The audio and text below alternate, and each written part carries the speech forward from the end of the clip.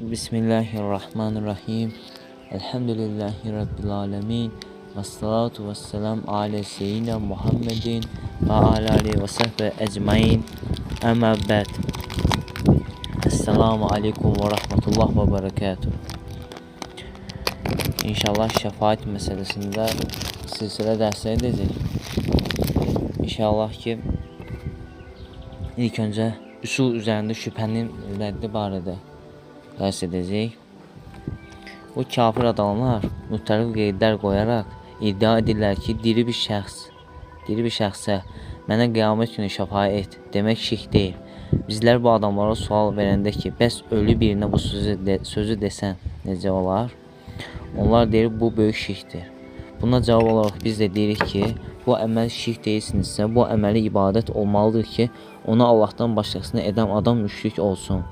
İbadət olmayan bir əməl Allahdan başqası üçün edən adam şirk etmiş ola bilərmi? Məsələn, su içmək ibadət deyil. Ona görə də bir adam Allah üçün yox, susadığı üçün su içsə müşrik olmaz. Niyə? Çünki su içmək ibadət deyil. Və siz deyirsiniz ki, ölüdən şəfaət istəyən şirk etmiş olar. O zaman bu əməl ibadətdir deyə bunu Allahdan başqasına, yəni ölüdən istəyən adam şirklə ittiham etdiniz. Məgər şəfaət istəmək ibadət sayırsınızsa ki, ibadət olması idi, o zaman niyə ölüdən şəfaət istəyən şirk etmiş olsun ki? Buna görə də bu əməli ibadət saymağa məcbursunuz. O zaman uca Allahın bu sözünə fikir verin. Allahdan başqasına ibadət etməyin. Sual verirəm, diri bir şəxs Allahdan başqası deyilmi? Şübhəsiz ki, Allahdan başqasıdır, deyəcəksiniz. O zaman ibadət saydığınız şəfaət istəməyə Allahdan başqasına olan diriyə necə yönəldirsiniz? Və ya bunu necə icazəli sayırsınız? Desəniz ki, bu şəfaət istəmək ibadət saymırıq, o zaman biz deyirik ki, şəfaət istəmək ibadət deyilsə, ölüdən şəfaət istəyən niyə müşrik olsun ki? Desəniz ki, ölü ilə diri arasında fərq var, çünki ölü eşitməz, amma diri eşitir. Buna cavab olaraq biz deyirik ki, sən necə də cahilsən. Bəyəm ölü eşitmir deyə biz ondan şəfaət istəmirik, yoxsa o Allahdan qeyrisidir deyə. Bəyəm ölü eşitsəydi, bu o deməkdir ki, ona şəfaət istəmək icazəli olacaqdı. Ey kafir, o zaman mən sənə ölünü eşitdiyini sübut etsəm, ölüdən də şəfaət istəməyi icazəli sayacaqsan. Məsələn, İmam Buxari rahimehullah cənazə bölümündə belə bir bab açıb.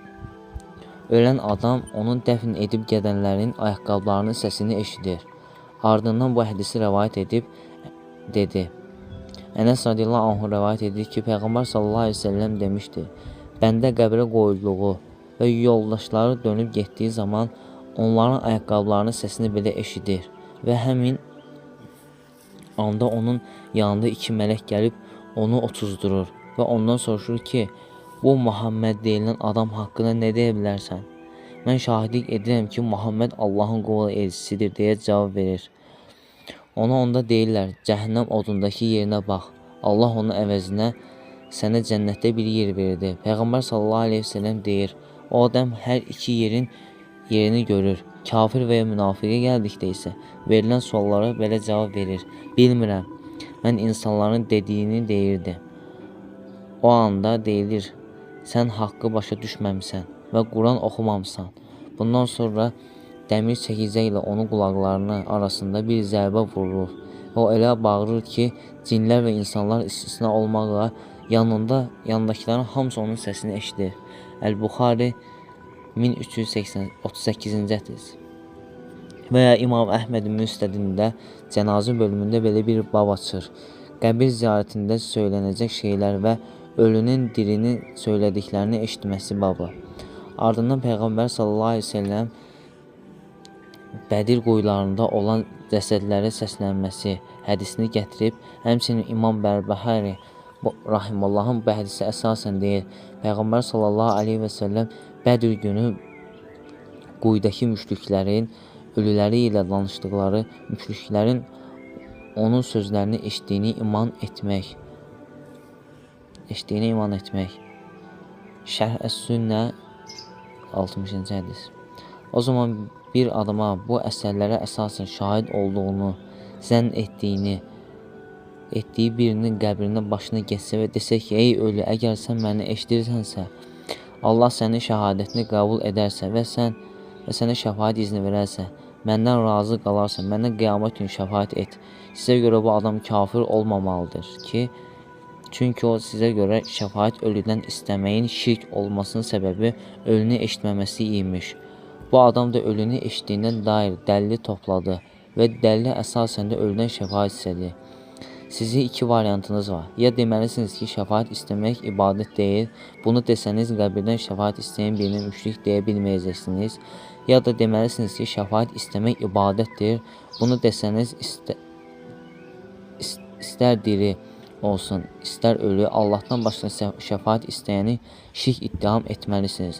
Qəbirdən şəfaət istəyən müşrikə, müsəlman demək üçün siz məcbursunuz ki, şəfaət istəmək ibadət olduğunu qəbul edəsiniz. Əgər şəfaət istəməyin ibadət olduğunu qəbul etsəniz, desəniz ki, bəli, şəfaət istəmək ibadətdir, o zaman biz deyirik ki, Allahdan başqasına ibadət etməyin. Hud suresi 26-cı ayə.